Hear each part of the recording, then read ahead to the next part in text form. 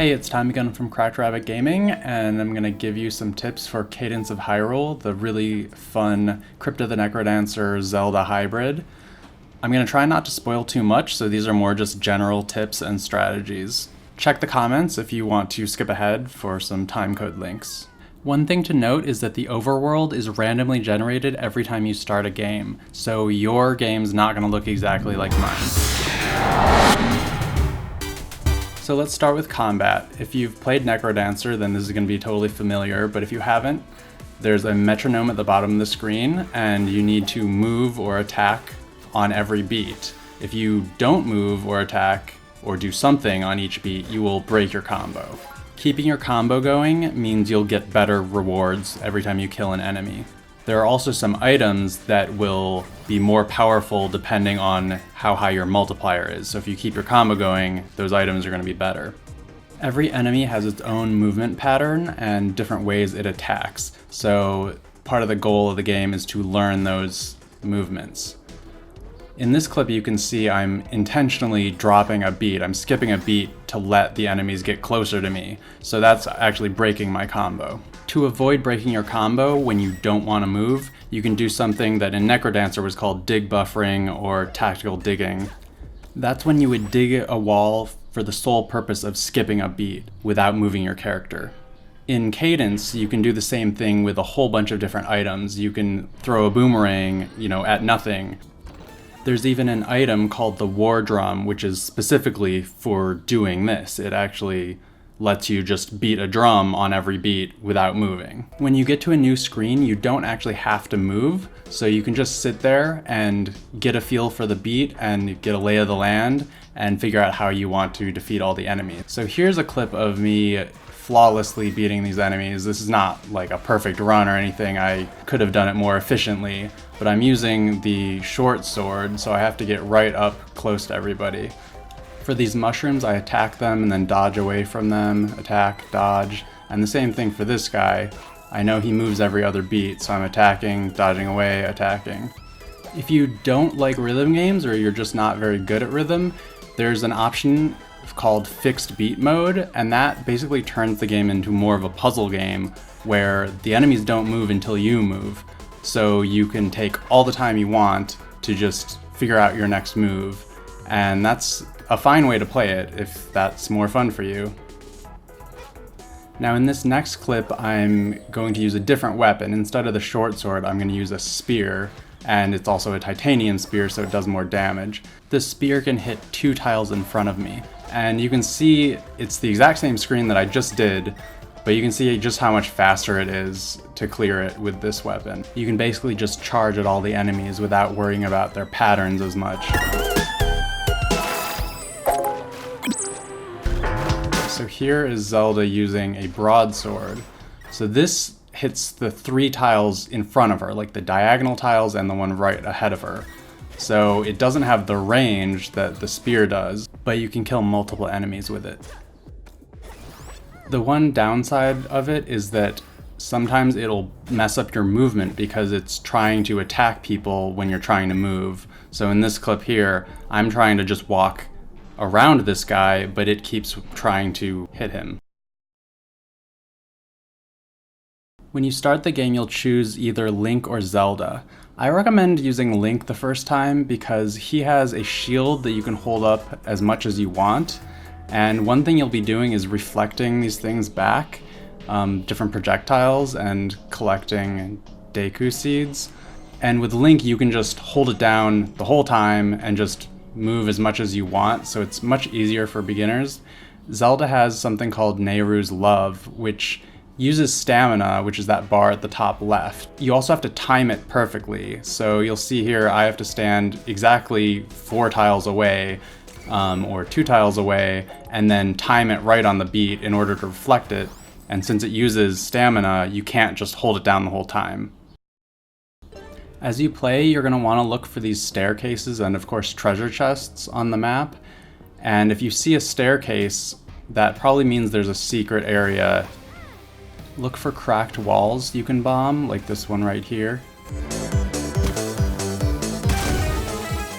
And if you don't see those, look for a blue butterfly on a bush because that will always have a staircase underneath it.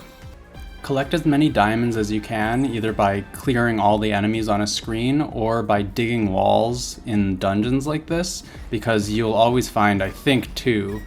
And if you don't have a shovel, you can push boulders, and the boulders also really make it easy to kill enemies. As you can see here, I'm totally safe behind this boulder, and I just kill them to get 2 more diamonds. You can spend diamonds at the death shop, and I would actually recommend buying the better weapon as soon as you can, and of course heart containers if you have enough diamonds. Weapons are permanent items, as are heart containers. These 4 icons that are next to your weapon are temporary.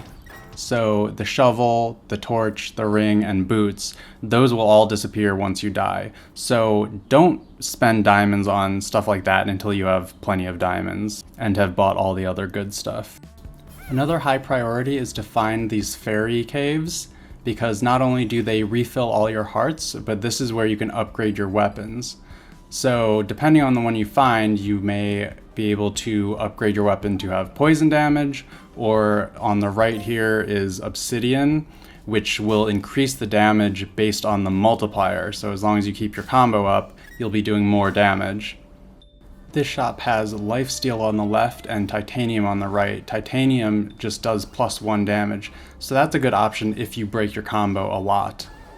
Here's an obsidian rapier where it will do more damage if you lunge with it, and of course it's obsidian, so if you keep your combo up, you'll do even more damage. So it can do an insane 4 damage when you are lunging at enemies, and it is a lot of fun to use. There are a bunch of other special weapons you can find in the world, but I'm not going to spoil those. You also will find glass weapons which will break when you get hit, but the important thing to know is that you can hold a whole bunch of weapons at the same time, so you can always just swap them out whenever you want, so there's no reason to just stick with one.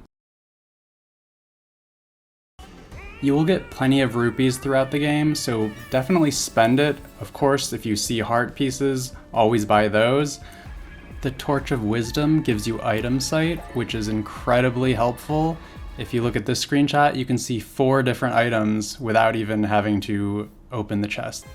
Another good item is called the Scroll of Need. Basically, if you are missing like a shovel or a torch, it will give you one of those when you use it, or if your health is really low, it'll give you a fairy.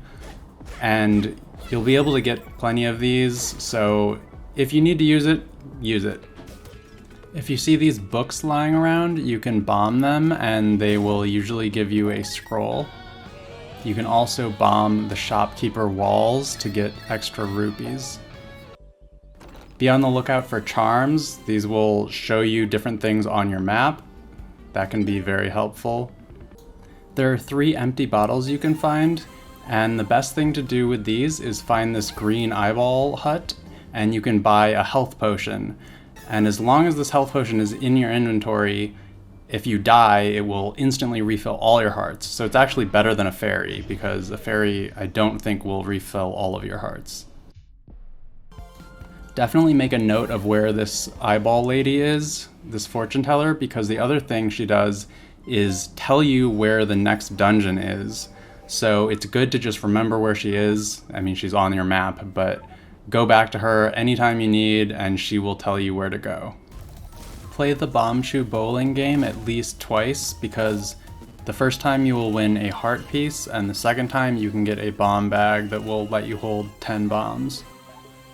You will find an item called the Loot, and that will let you teleport to any of the Sheikah stones you've activated, so of course activate every one you find. The other thing to note is that you don't actually need to keep the loot equipped. As long as you just have it in your inventory, you can just go to your map and you can warp to any place from there. Another quick combat tip is to create a choke point in dungeons, and you can just let all the enemies funnel through and easily kill them.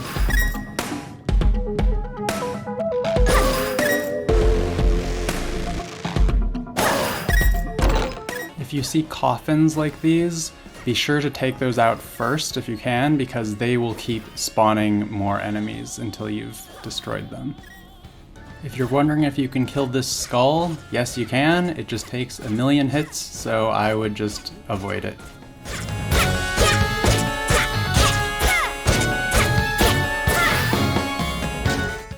There are a lot of heart pieces that you are not going to be able to get right away because you need certain items. So this is all about solving puzzles, and I'll just give you a few hints based on some of the items you can use. You can pivot with the bow. It's a little trick that can come in handy sometimes, where you aim the bow, then you switch directions before you release it.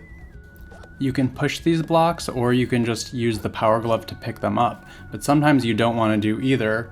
And that's where the feather comes in handy. The feather lets you just hop up onto a block without pushing it. And so that's how you can solve a puzzle like this one, where you can hop up onto the block, jump over it, push it back, hop up with the feather again, and get up to this high ledge.